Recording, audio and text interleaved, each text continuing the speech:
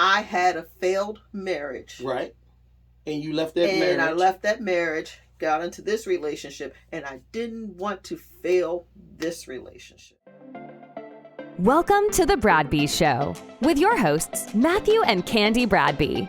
If you are looking for a raw, honest, and original podcast that takes aim at popular questions from relationships, marriage, family, sex, and more, then you are at the right place.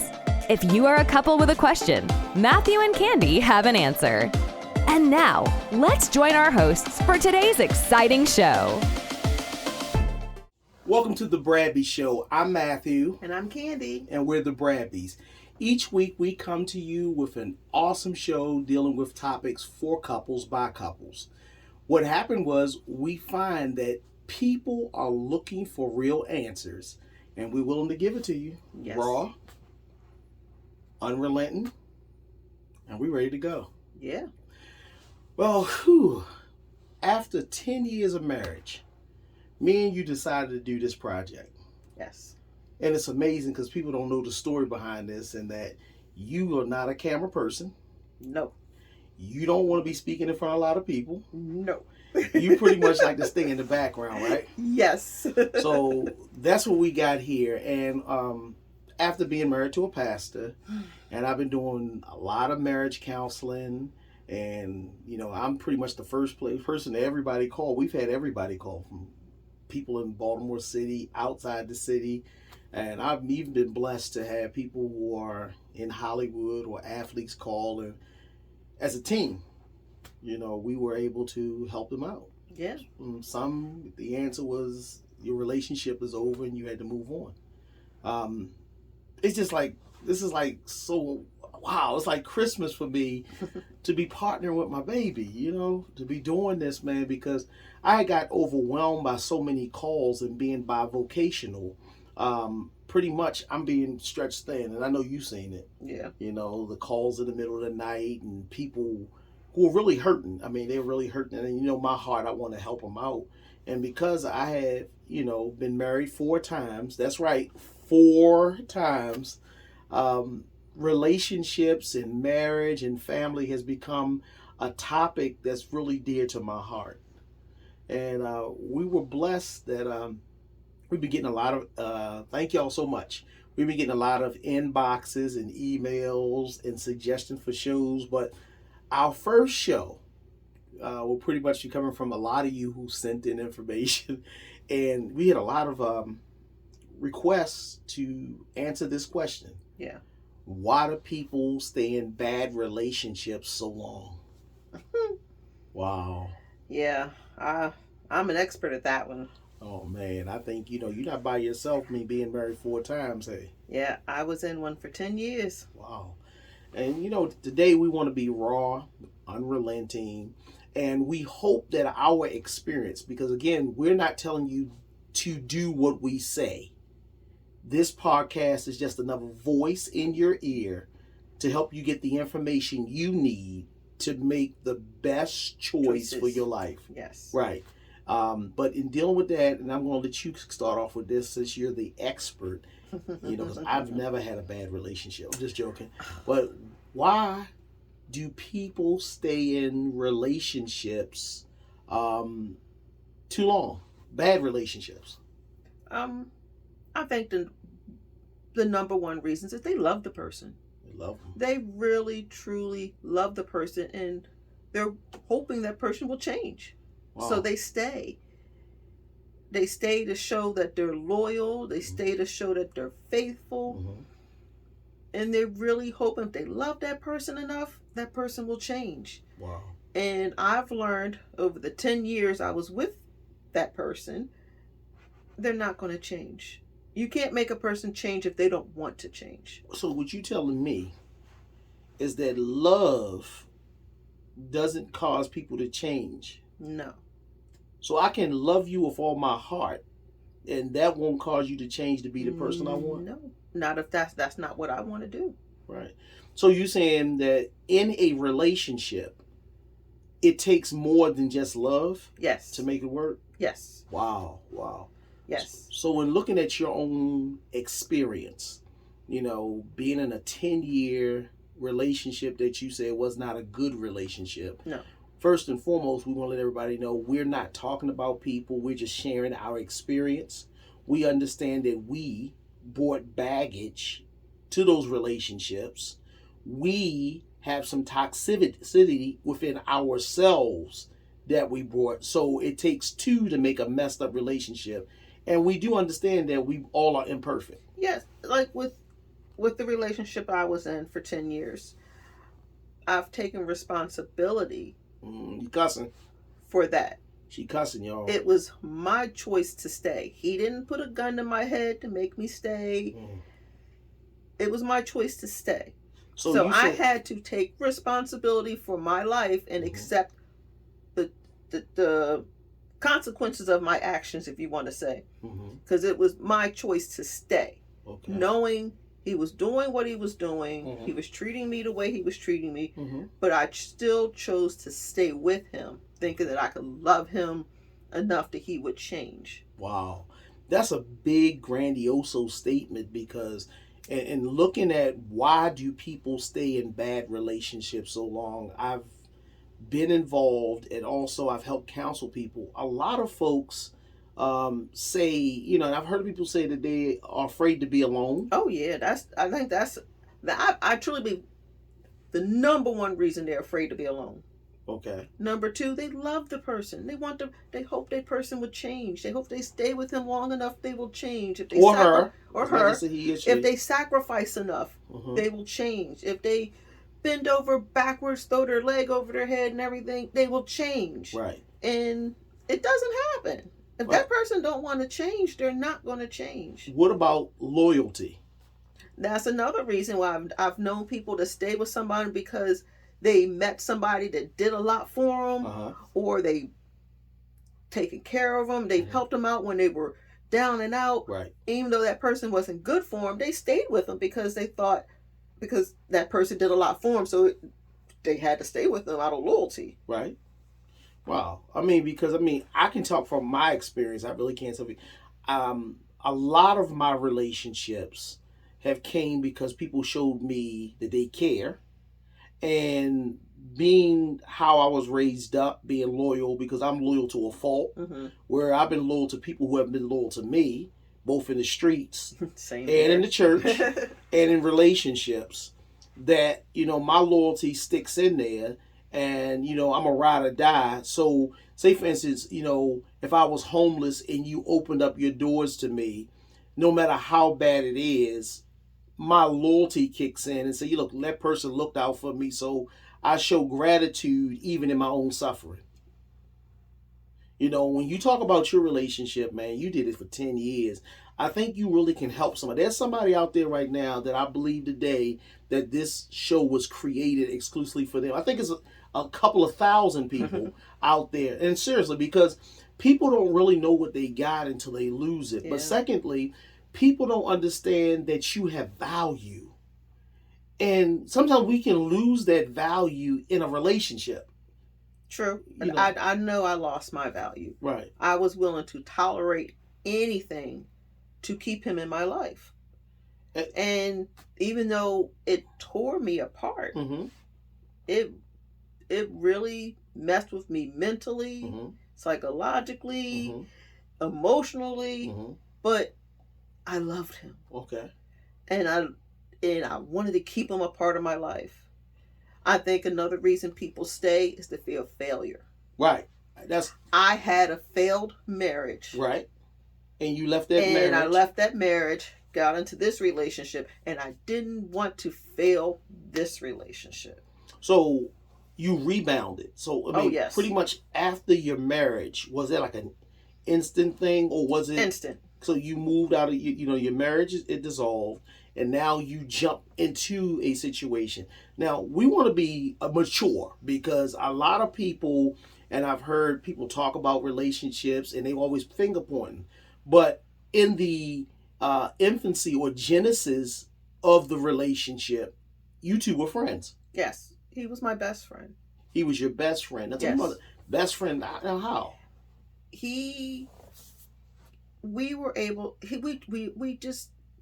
we were able to talk about things. I remember giving him advice on women. He will give me advice from a male's point of view on trying to figure things. Just that he was just that male friend. I've always wanted a male best friend, and he was that male best friend. Well, you should have been your husband. Well, you taught that. I wasn't taught that. That's the young part of me that I didn't know. I didn't. So when did you get married? So I got married at 18 years of age. And when was your first real relationship? At 15 to the man that I married. Wow. So you didn't have time to know anybody else. No, but him. But him. So you was just too young. I was a baby. Why would they allow you to get married that young? I mean, it's not a diss to nobody, but my mother, Betty Barnes, told me and my brother that we were two hamster brains. So she knew that she would have been. Right. I believe my marriage didn't work out because we didn't really have the tools on how to keep a marriage together when things got tough. And we just weren't prepared for that. I think y'all was in love with the idea of the wedding and being together more than marriage, because marriage is a mature action. Yeah, we didn't understand what it took. You were too young. Yeah, we didn't know what it took to keep a marriage together. Right. So that, and we've sat down and talked, and we both understand what we each did wrong. Right. And why things fell apart. And it was a lot of immature stuff when you we go back to it. Now, when the relationship that I was in for 10 years, I blame myself for staying. Okay. I blame myself for allowing it to happen. Right. One of the things I remember hearing, I used to read a lot of self-help books and all that stuff, just trying to figure out how did I end up like this? You teach people how to treat you. Right.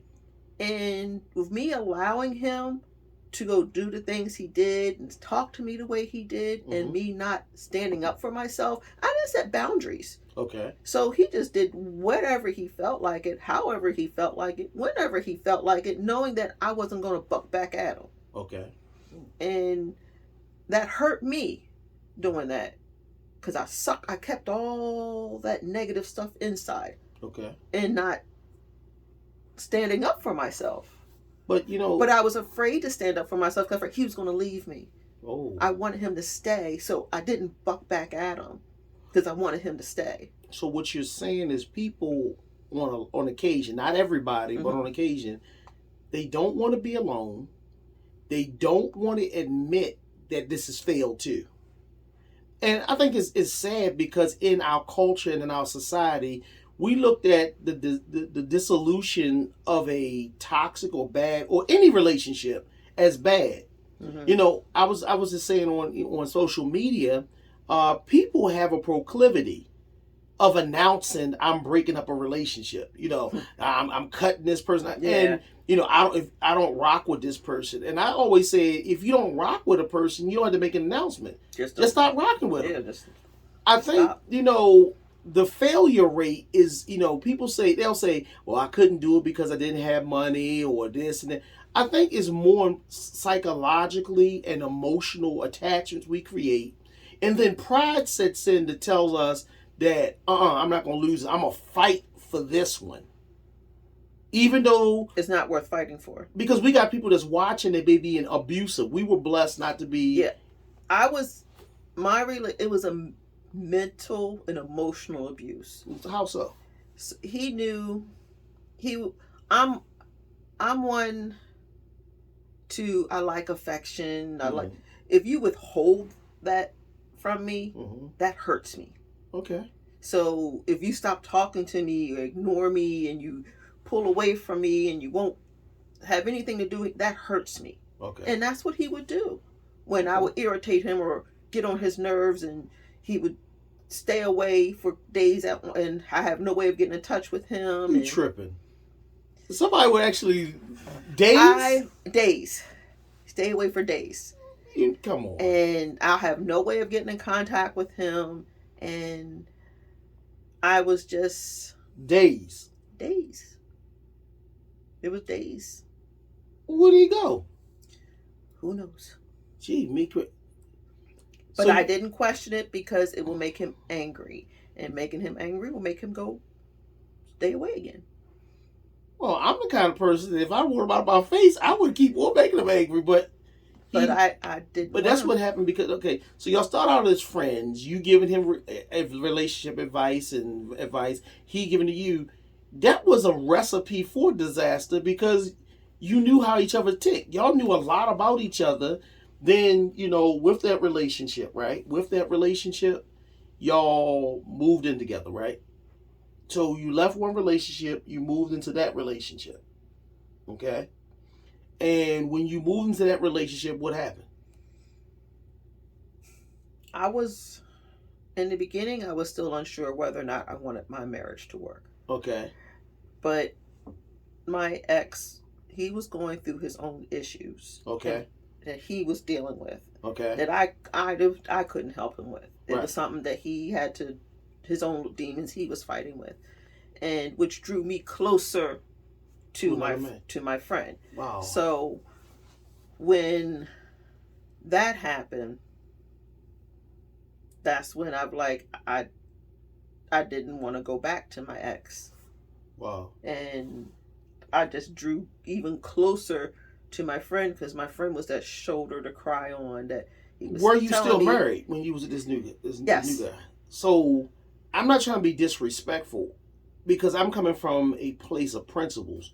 When we start making wrong moves, I should have never moved in there in the first place. Right. I'm thinking back to it now, but I was in such a weak, broken moment. I didn't think about that. Were you attracted to him? Why you don't do the whole thing? Because there has to be some attraction. Yeah. Okay. I'm not gonna lie. Yeah. So you was attracted to him. So you in one relationship attracted to. This is that messy stuff that made. It was messy. It was very, very messy. And so you could say this man creates his own conditions. Oh yes, because I should have never moved in with him. That was the first bad decision that I made. Okay. Was moving in and staying. Okay. I should have come back home. Yeah. To my dad. But the good thing that came out of it was my son. Okay.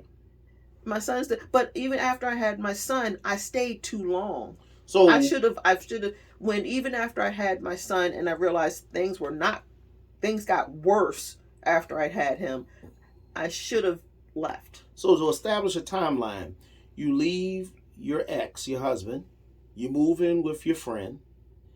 What's the timeline? About 6 months later. 6 months later, y'all was in a relationship and I got pregnant. You got pregnant. So how many months was it in your marriage before you got pregnant with your daughter? We were married in July. I had Nay in. I was pregnant. I got pregnant in February. So July, August, September, October, November, January. So you a 6 monther. 6 months into it, you pregnant. You gotta be careful. 6 months, you pregnant. And then after my son was born, things got worse. But okay, things got worse because. But did you see the decline in your relationship? Oh, while I was pregnant. Okay, so what was happening He was excited and happy in the very beginning, but as the pregnancy went on, and I guess the responsibility of having to take care of me and realizing he had to take care of a child, as that came on, he started going out more. It was more. Why didn't you go out? I was pregnant. That don't stop you from going out. And I had a child. I still had my daughter with me. Oh, okay. So I wasn't going to be hanging out in the club several nights a week when I had all that going on. Man, I'm gonna be honest, man. The big question for me is, you wouldn't have had my daughter with another man. Period. Like I said, he was dealing with his own demons at the time, and it took some time, and he got through that stuff. But he was dealing with his own demons. Okay. So we were dealing with it was a whole lot of craziness and messiness going on during that period in our life. My advice to people, if you're going through this and you have a safe place to go to that safe place. Right. If like me, I said to you a long time ago that my goal is to have a house with enough rooms that our children don't have to stay in dangerous situations. But honestly, I'm not sure. I can't tell you why I didn't go back home, because I had my dad there. My dad would have my dad took me and my son in before, so I didn't want to leave him. I loved him. Okay. And I felt like leaving him was abandoning him. Okay. I wasn't being loyal to him if I left him. Okay. I didn't want to take his child away from him. Okay. And so everything is about him. Yes, everything was about him. He must have put it on you. But it was bad. But you about to laugh too. I saw you. You must have said. But it was really bam, bam, bam, bam, bam. But it was, like I said, I take full responsibility for it, because it was choices that I made that but you were still young. For me to end up in that situation. So what older woman was in your ear to help you at that time? There was nobody. There was nobody. And no one talked to me, really. You know, and the one thing I look at as person of color, that we have to embrace our elders and learn. I was blessed because I had my grandparents and I had aunts and uncles who were married, and we were close. Well, I started having a relationship with my grandmother, my mom's mother. Mm-hmm. She would call me a lot when I was pregnant with my son. Okay. And we talked a lot, but then she ended up with cancer and she passed. Okay. I think when he was around 6-7 months old, she passed. Okay. But she was the only one that really talked to me. Okay. During that time, no one else really had too much to do. Everyone kind of backed off away from me. Okay. Wow. So I was kind of I felt like I was alone, and I felt like he was all I had. Honestly, it was kind of warped. He was good at making me feel like he was all I had. Okay. So that's how I said my brain was really, really messed up, because it wasn't true. Okay. It wasn't true at all. I had others in my life I could have turned to, but I didn't, because I felt as though he was all I had. So you're saying, okay, people don't leave for love, or what they perceive as a love. Love, yes. A love, because in another show we're going to talk about the types of love. Yeah. But you had a strong love for them, and a lot of time it's mid-smack, because did you ever ask him, how much do you love me in the course of your relationship? Yeah. And what was said? I wasn't enough. So, okay, boom. So the writing is always on the wall in most cases, because he wasn't being deceptive. Nah. He told you the truth. Yes, he did. So he's not that's what I love about you. But he was good. He was good at pushing you away and then reeling you back in. But if somebody tells you, I know something, listen, y'all. But that's the mental part, that when your head's twisted, when your brain's all messed up and twisted, you just don't. Let me just say this. If it's a snake, and the snake says, I bite you because you're my food, and you choose to hang around that snake and he bites you, don't cry foul, because you knew what it was in the beginning. He was never deceptive. Now, a lot of people in relationships are deceptive, where they'll tell you all the stuff like that. But you're telling me he told you wasn't enough. But then another time he'll tell me, oh, he loves me, he wants to have a future with me, so I will wait. He wasn't ready yet, so I will wait. And I will wait, hoping that, okay, it will happen soon, that he decides that he wants to stop doing all the other stuff and be with just me. So this is okay. So you give birth 6 months into a relationship, it's declining. Y'all go through the mental thing. A lot of women and some men, because I was involved in it too. When you in toxic relationships, they want to have their cake and eat it too. Oh yes. But then when it's time for you to go out, they hollering. No, you say, huh? That was no. That didn't know. What you mean? So you couldn't go out, like, to the grocery store? He had to be with me, or it was. Oh, It was a very. Are you serious? It was a very controlling relationship, and I guess it was my way of showing that I wasn't doing anything when I was out there. Even though he was doing what he was doing, I had to show I was. It was just crazy. So oftentimes I hear people, they say they go through this stuff that they're accused of cheating. Oh yeah, but that's really the conscience of the other person. Of the other person, because they know they're out there doing foul. Yes. So they feel as though, and they superimpose their insecurities on you. To make you feel bad and make you feel like you need to be proven to them that you're not doing anything. Because they know how much you love them. Uh-huh. And they use that against you.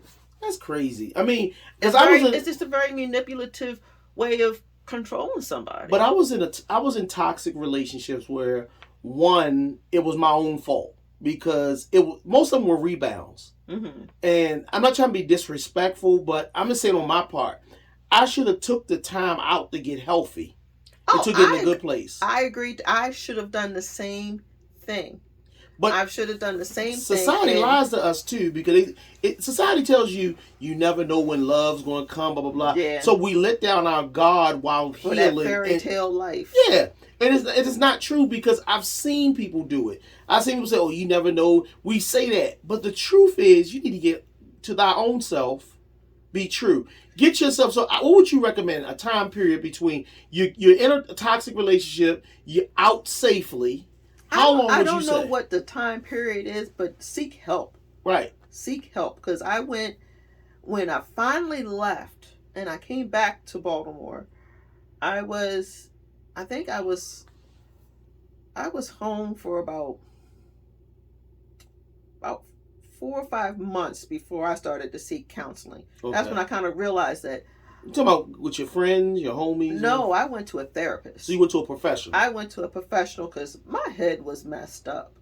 So I knew I could not. I knew I was going to fall into this same trap of finding someone just like him and get caught up in the same type of situation. And I didn't want that for myself. I wanted my son to see me with someone who loved me, who treated me well, who cherished me. And I wanted him to see that. I wanted him to see that's what a relationship is supposed to be like. Not walking on eggshells, scared to death of how next time that person's going to go off because you did some little thing wrong or upset them some stupid way. Okay. So I knew I had to fix me, because I knew I had a lot of issues. I had a lot of problems, and if I brought that into another relationship, it was just going to be nothing but a big mess. Right. So I was in therapy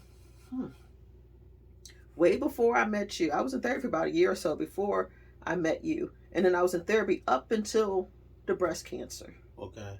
And the only reason I stopped therapy then was because cancer kind of took over. Right. My time and everything, but I had to get myself healthy. I had to get myself in a good mental state in order to be a good wife to someone. With me as a male, a lot of times we see that the males in these relationships are considered the antagonists. And not all the time. No, I don't. Every relationship got their own issues, and we've seen toxic women. Yeah, and I see some men that are in toxic relationships with women where they really need to leave these women alone, or they're going to go crazy. And I've seen that, one of my greatest, I had to learn through the years. It wasn't a failure, but I was actually a counselor and a confidant to a couple when it was a young minister, and he was a good guy, had a good heart, and stuff. And long story short, he lost his mind. He had a barricade situation. He wound up killing his wife when she came back with her boyfriend to pack her house up and to leave, which I said was dead wrong, because that he brought this guy here and then he lost his mind, and that and they were married. You just can't. People got to be more aware of the situation, because for you to, my marriage is over, and not to end it properly, then to bring that person to, you open the, and I'm not saying it's right, and I'm not saying you make a person, but the mental is so fragile that when they snap, and it's in an instant, to the point where, go get a gun, go get a knife, and somebody's involved. When you going through that stage and you say you was in it for 10 years, so 6 months you start seeing it, and then over the years, what behaviors did you notice through those years that would help somebody out there understand it's a toxic relationship? Give us a couple of examples. Love shouldn't hurt. Wow. When you love somebody, it should not hurt. And what do you mean? And I mean, it's a physical ache in your heart. Mm-hmm. I think everybody's gone through a heartbreak, mm-hmm. breakup. When you have that ache in your heart, when you with that person, mm-hmm. and you know you love them, mm-hmm. you love them to death, right? But they don't love you the same. That's when you feel that ache in your heart. Wow. And you like, why won't they love me? That's a self-imposed hurt. Yes. Because if a person, as long as you with that person, that you're going to feel that pain. But you know, and I'm being honest, and I'm going to talk to somebody out there. We want to say that that person is wrong, but in fact, we are wrong for staying. Right, because you can't. God won't make us love Him. It has to be a free will choice. And even if you're in a relationship for 10 years and that person comes, I don't love you no more, I want out of this relationship, you do yourself more justice. That's when I've learned I can't make someone love me. Because they'll either love you or hate you. They're going to wind up. And the only other thing strong enough to push that love out is hatred. Yeah. And I've used that to move forward in my relationships because, again, I was in relationships where, you know, an ex wouldn't let me, you know, I said, well, on my birthday, I'm going to stay with you a couple of days, but then the day after or the day before, I'm going to hang out with the fellas because I'm in a frat. And you say, no, she didn't chase me through the city. We could have died. You in the car chasing behind me and my friend because you don't want, then you walking up in clubs and you approaching other women. And women know that women are funny because I noticed when they know you and they were friends, they want to see, you know, they're not real friends, but they did stuff that's to irk her. Like I'm walking across the dance floor or I'm sitting somewhere, they see her come in, they'll jump in the chair and they'll get, oh, my fault, I'm going. And knowing that I got to deal with this headache at home. That ain't a friend. No. Cause trouble like that. I thought that's just an acquaintance. I think sometimes they really wanted me for themselves, but you know, I am the total package. But those situations, I don't know. You know, number one, they chase you down. They don't want you to go nowhere. They want to keep you. They want to keep you for themselves. Okay. But like they want their cake and eat it too. Right. And you sitting around waiting, hoping they'll get full of eating their cake. Right. And once they full their cake, they'll be, I'm done with it. I want you. And you get this weird place in your head where you actually think that's going to happen someday. Wow. You really, truly believe. Now that I'm older, because it was a good 20 years ago, I was like, what in the world was I thinking?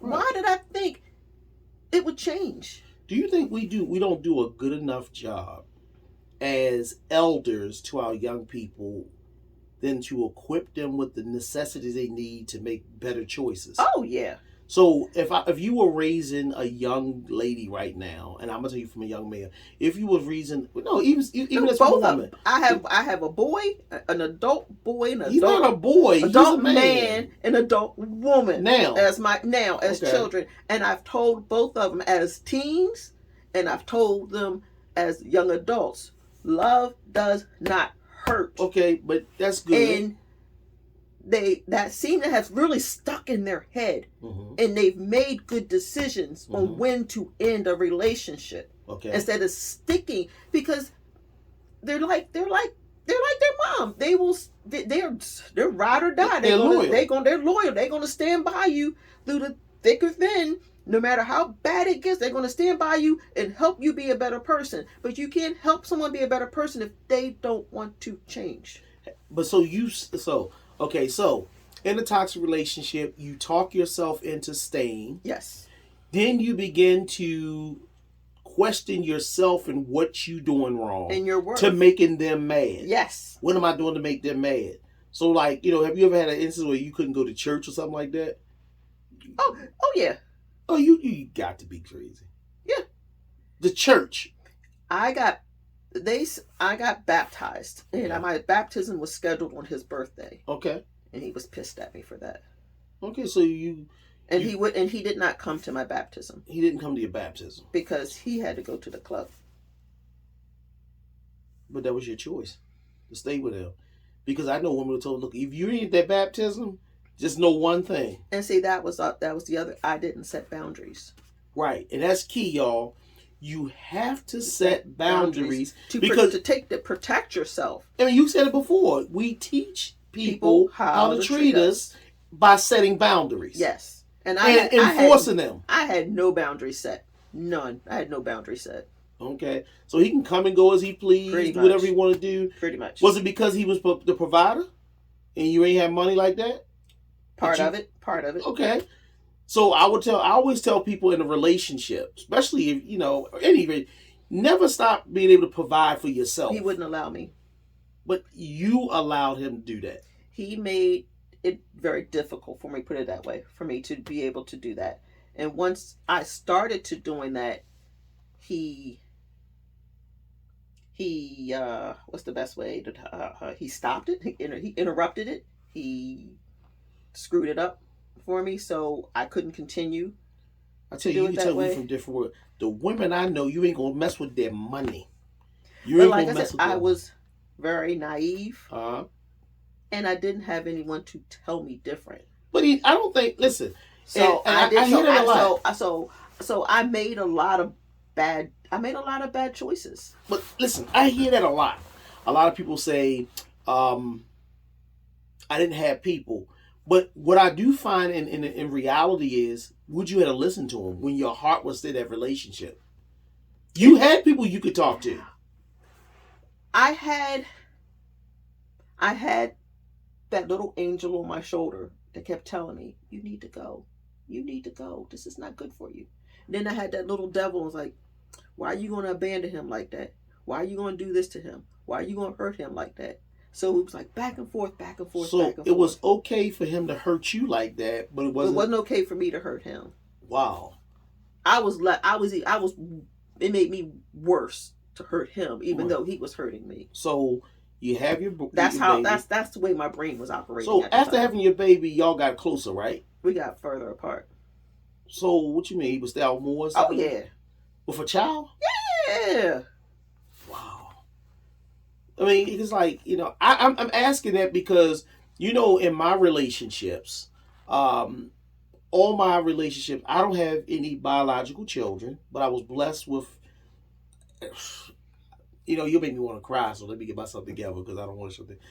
I was blessed with a daughter who's older, and it was a joy meeting her the first time.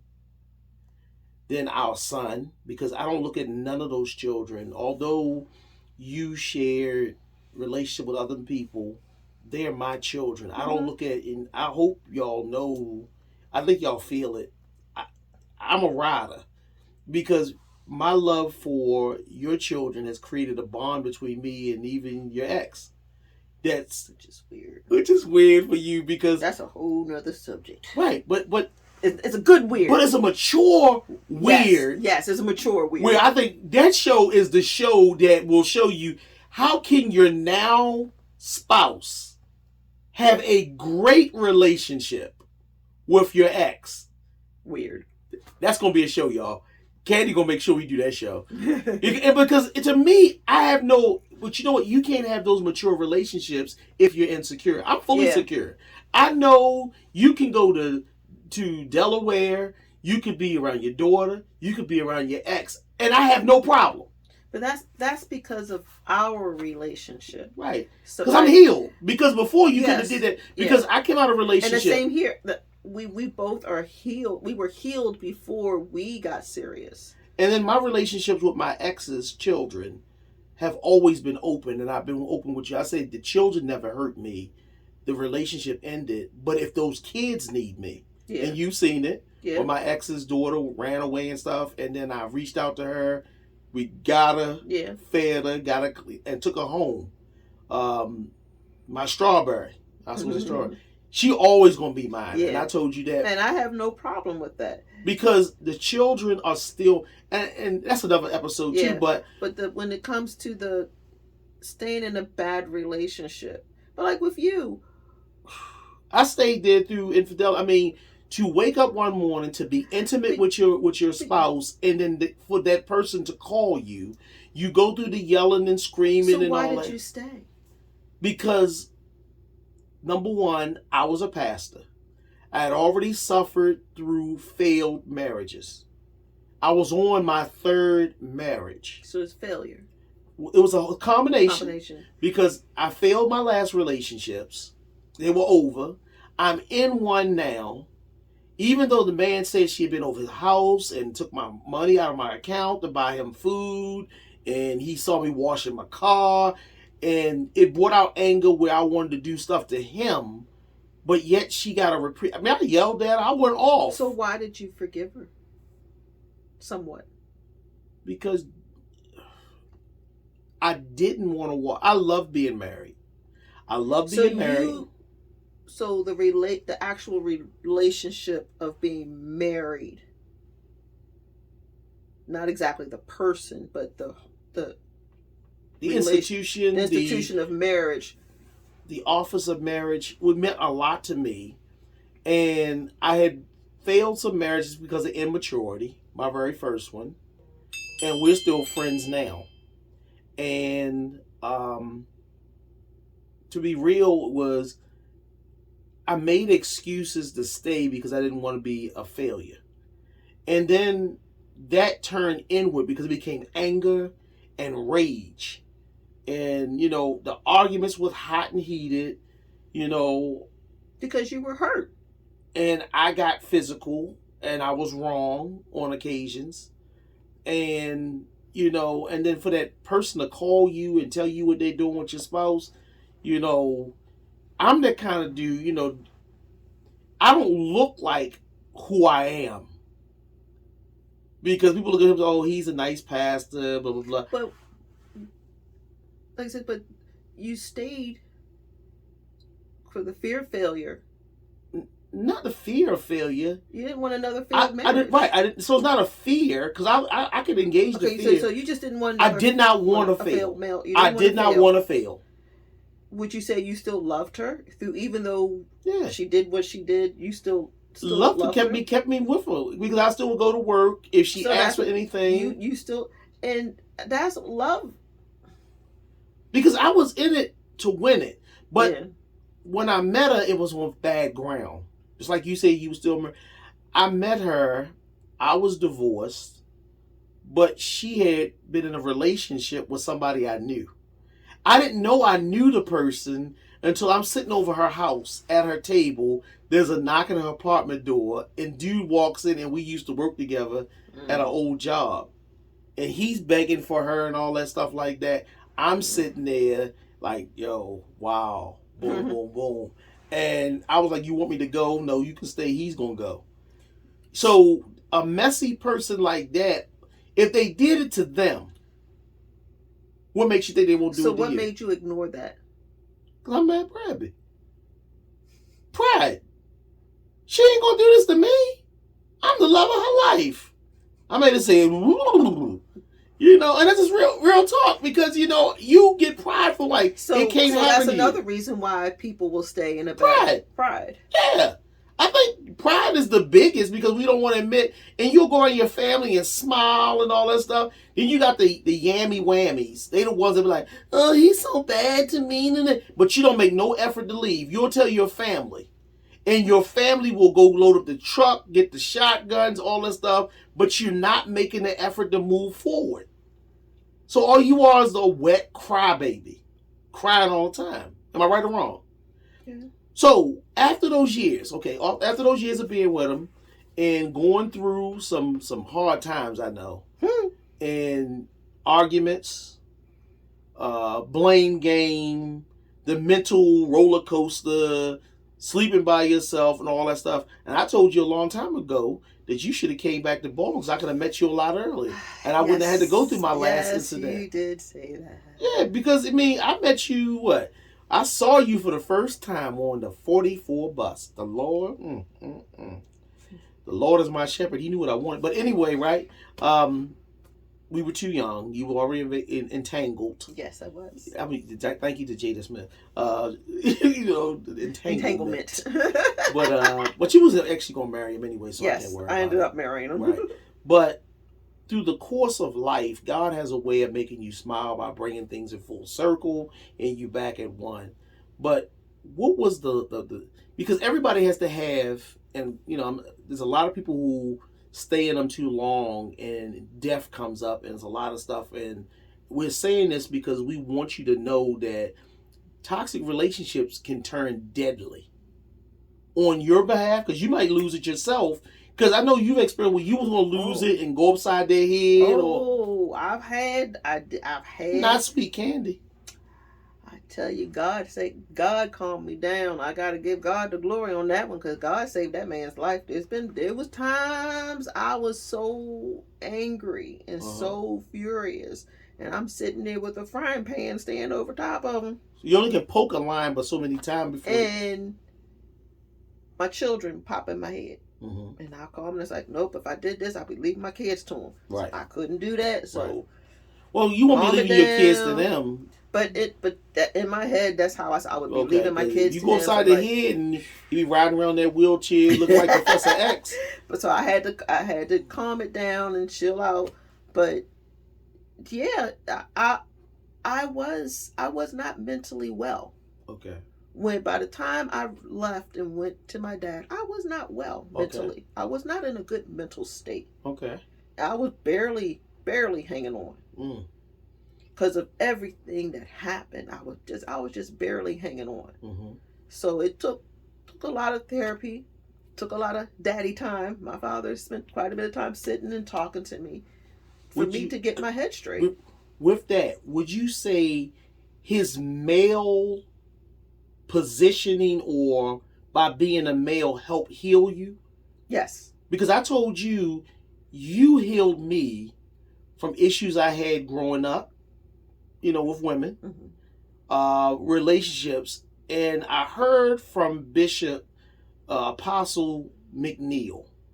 He told me, in order for you to be fully healed, God's going to bless an anointed woman to bring that healing to your life. Remember I told you about that? Yeah, you did tell me that. And he called me and told me it's going to take that thing that hurt you to heal you. And that's how God did it. And I didn't understand what it was. And we did that because we were first friends. Yes. And I told you I was going through, I was open and honest with you. And I told you needed a friend. And I did a lot of reading myself. And I sat down. Some of our dates was we sitting down and I'm reading you books. Because I was into me being whole. Because I didn't even, honestly, I was highly attracted to you. But I didn't know how to love you. Early. I didn't know how to love you. Because how can you love me? You came into my house when I left courtrooms. And I would walk around the house demonically motivated to put my hands upon people in deadly action. But I knew if I was there, you wouldn't leave that apartment. Right. So that's why I came over and just sat. I remember just sitting on that couch, and you walked around with your one shoe on, and your shirt half hanging out, and your tie somewhat undone, and just fussing and fussing and fussing, and you just walking, fussing. And then I remember I made a mistake and fell asleep on the couch. And then you posted all this crazy stuff on Facebook, and I told you to take that stuff off of Facebook. I remember that. And I said, take that stuff down off of Facebook. And you looked at you kind of scowled at me, but you deleted this stuff off of Facebook. But I knew you weren't in the right frame of mind. You did not need to leave that apartment. I wanted to go out, and I knew but you wouldn't leave that apartment if I was sitting there. As long as I sat there, you did not leave. You called your father and told him, now I'm going to sit here for a little while. I'm going to stay here until you go to sleep. And finally you passed out. And once you were sleeping, you were snoring long enough in your chair. That's when I went on home. Because I knew you'd be good once you got some sleep in you. Even that bell on my phone keeps going off when those hot moments. You don't know, But, but again, I didn't know how to love you. Yeah. I have affection for you. I respected you. You were just that, a friend. But I didn't ask anything from you. But you were like one of the, to me, and I'm going to be honest with you, you were like one of the fellas to me, honestly. Mm-hmm. But I was attracted to you. And I ain't attracted to no other fella. But I was attracted to you. It was good that when I met you at the wedding, you were so beautiful and buttery and shiny. And like, ooh, that's a whole new story. But I couldn't love you until I put those demons to bed. And that relationship was dead. And the crazy part is, toxic relationship, because I said, even when I decided to move on and she came back and got me arrested several times, but that's a whole new story. I was open with you with everything that occurred because I felt as though if we're going to have a strong, I had to be open and honest with you. You were very transparent with me with what was going, but you also shielded me from that stuff too. Of course. I told you I got this. And even when she went and visited you on your job, that's another podcast. And but you know, you shielded me from that stuff, so I didn't have to deal with it. Because people who leave toxic relationships will sometimes come back with terms. We can date. You can live in your apartment. This, and this. Because the same thing happened with me. He had things he wanted to do, but when he left me stranded on New Year's Eve by myself, that's when I realized I can't continue to allow someone to treat me this way. I saw some pictures you had. That was the year after. Good God, Zion. I'm going to tell y'all, one man's trash is another man's treasure. That because was the year after. Boy, I value that picture. That she wasn't with me then, but I swear before God in heaven, if I had walked in the room and saw that glory right there, that's a wrap. Because one thing my mother taught me how to do, and my father. My mother told me to open up doors. My dad taught me how to be the father I am to the kids now. And because, you know, my father is not my biological, but he is my father. And I remember getting in trouble early, and that's another whole story, but I'm going to say it. I remember getting in trouble because I told him he wasn't my father one day, and he jacked me up. And I saw the love in his eyes. I wasn't mad at it, but I saw that any man willing to jack you up to prove his love for you, that's my daddy. And because of that, and that's another show, I didn't even go look for my biological. I didn't, because I love him enough. And my parents have been real key, because when they've been there, I've been in their house through every breakup. So through different stages of my 20s, I'll move back home. My 30s, I'll move back home. But twice. I think that's the part where a lot of people that stay too long is they don't know when to leave. There you go again. I don't think it's not knowing when to leave, Candy. It's admitting it's over. Over, yeah. You have to. Because a lot of times these relationships are way over before you even walk out. What caused you that? What was your end game? We got evicted. That was it. And I had a choice of either being homeless with my son and him, or moving back with my father. And what did you choose? I had to provide stability for my son. Okay. And I moved back with my dad. So how did that end? How did that happen? He was okay with it because he would prefer for his child to be in a home, which was fine. Even though he wanted me with him, but he understood why I moved in with my dad. But then I thought that maybe we could make things work. But then come that New Year's when I got left, I realized this was not, no matter how much I wanted to, no matter how much I love him, this is not healthy for me. And I also wanted my son to be in a home where he saw a man love his wife, saw a man be respectful towards women, and saw a man. And I wanted my son to see me with a man that loved me like that. That's why me and you, I couldn't meet your children until I was healed within myself. That's why when Jay saw how you treated me, the first time I met the child, he was pushing us together. Kiss her. What male child on the first, I invited him to my house. I fixed it. It wasn't the first date. It was a couple times after that. Yeah, it was. I didn't want to show no affection. Yeah, we didn't. He said, kiss her. And I'm like, what kind of child is this? But he saw how you were with me, and he liked that. That made him happy. I was so, like I said, in wrapping this episode up, I'm going to tell you something, and I've never told you this. And when I wrap up episodes, I'm going to share I never told you moment. Oh, goodness. I knew I was healed the minute that Jason came and joined the church. I wouldn't join, though.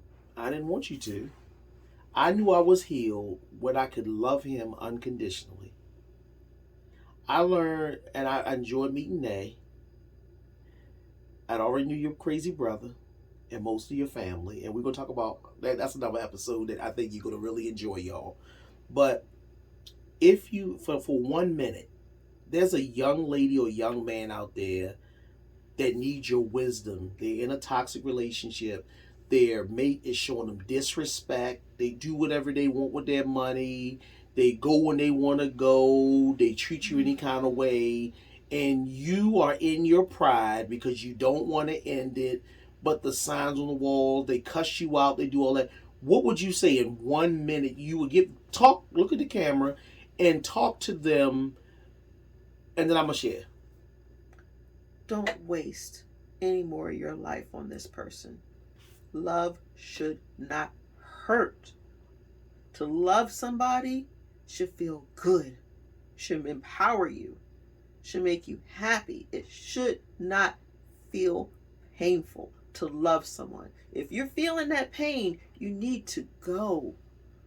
You're better off by yourself. You can do bad all by yourself. That statement is so true. You need to go. It's not healthy for you mentally, physically. Because I stayed in this relationship for 10 years, I've learned that I have issues with my heart from high blood pressure, which I didn't know I had at the time. But because of the stress of that relationship over 10 years, it screwed with my heart.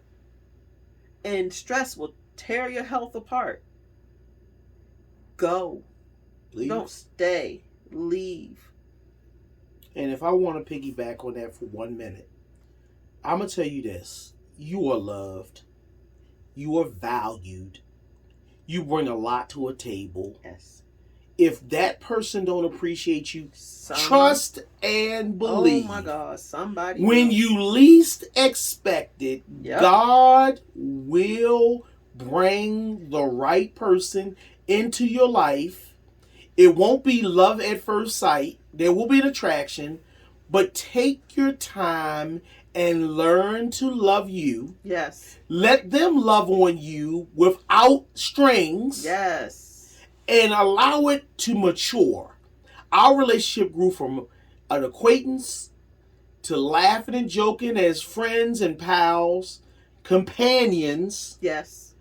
And then when I told you I loved you, I meant it. And we've had a lot of issues faced. I mean, your cancer a month after being married. Yeah. The fact of not being able to have children. The fact of after that, and God opened up a door. It's a whole new thing where our baby boy came through, brain tumor, in and out the hospital. We lost our house. We were blessed. We've lost a lot. I lost my job and unaware. We've been through a lot, but I've never stopped loving you. It brought us closer. It didn't even hurt us. Yeah. So with that, y'all, this is the end of this broadcast. Do us a favor. Thank you for tuning in to The Bradbys Show with your hosts, Matthew and Candy Bradby. Please subscribe to this channel, click like, and share this episode. Tune in every Monday on your favorite podcast platform for new episodes. If you liked this show, please consider becoming a partner today. Visit www.thebradbys.com for more information. Do you have a question or great show topic? Join us on your favorite social media platforms, Facebook, Instagram, Twitter, YouTube, and LinkedIn today at The Bradbys. And as we sign off, please remember there is nothing more powerful than a made-up mind. A successful relationship is a choice. Goodbye for now.